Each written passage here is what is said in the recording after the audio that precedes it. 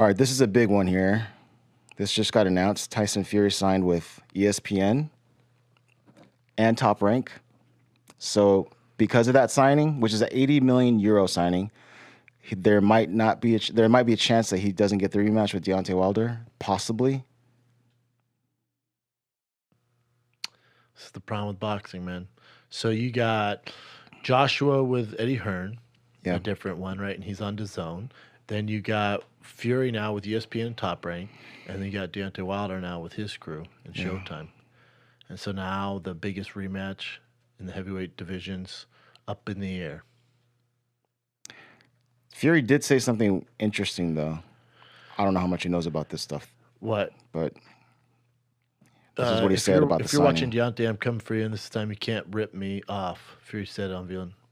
As far as I'm concerned, the fight is more remarkable now than ever because we have the biggest boys in the game behind us, and I'm the only a fighter. I can only fight who they put in front of me. I want the biggest fights, the Joshuas, the Wilders of the world, and everyone else out there too. He's saying it's more makeable than before because they both have these huge companies behind them now. That's what Fury says. Doesn't make sense. I guess there could be a conflict of interest for Fury if he felt like, and I do believe this. I think Fury's a bigger name than Deontay or Anthony Joshua. So I can see why Fury's like, hold up, I'm the biggest name. I don't have representation. These other guys have their sides. I just kind of got put into the fold here. This could be a reason why I did this. He went, well, I feel like I'm the biggest name now. I'm going to go my own direction. So now I need representation, so I get paid the right amount of money. That being said, Deontay did grant Fury this opportunity. You know, you're talking about a Fury coming off 2 bum fights. Before that, he was out for a hot second. So, they both needed each other. I pray to the boxing gods that fight still happens in May at Barclays Center on Showtime pay-per-view. It would be such a shame if that does not happen because of contracts or other freaking interest. It's the problem with boxing, man. It'll break your heart. It will break your fucking heart. Indeed. Hopefully that doesn't happen.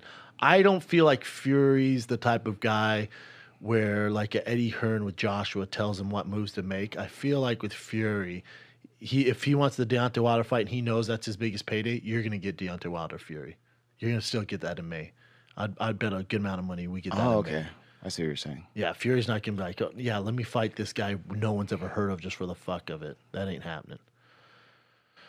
That's so frustrating. Yeah, that was the rematch we all wanted. Well, we're still going to get it. Carry on. All right. So I'm sure you know by now, but Anthony Joshua is facing Jarrell Miller. Sure. June 1st. Yeah, sure. Did you know this? Yeah, definitely knew it. No, yeah. Did you know this? They set the pre-sale record for MSG for boxing. And I never heard of Jarrell Miller before myself. You haven't? No. I mean, he's not a huge name in the U.S., but he is a name. Tickets go on sale, pre-sale for the Matchroom Fight Pass members. So he sold the fastest of any fight ever at Madison Any Square boxing Garden? match, boxing. What boxing? Well, I looked up other which ones. ones have they had there? The only ones I saw that was the old school one. The record was Muhammad Ali. No, Triple G Lemieux. That was like before in like 2015. That was the record for pre-sale. Oh, so it's not that big of a deal. I mean,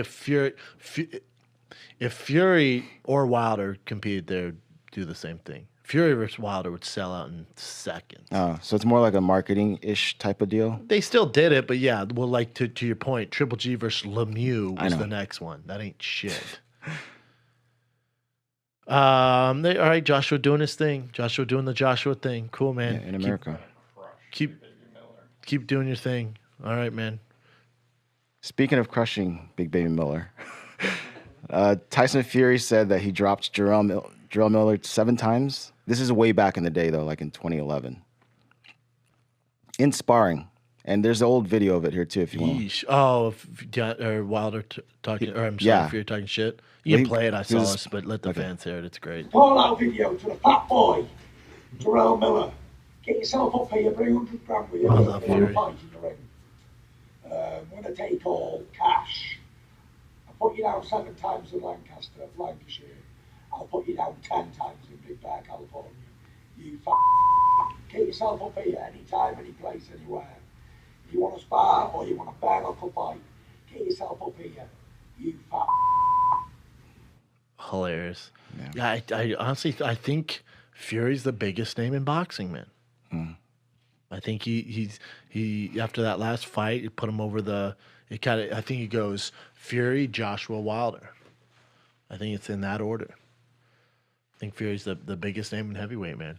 He's But now, likable. for sure, yeah. He speaks well. He's a character. We know his story. How he came from, depression, the 400 pounds. We all know this now. Everyone knows this. Came back to life from being Got dead. knocked out and then fucking rose from the depths of the world.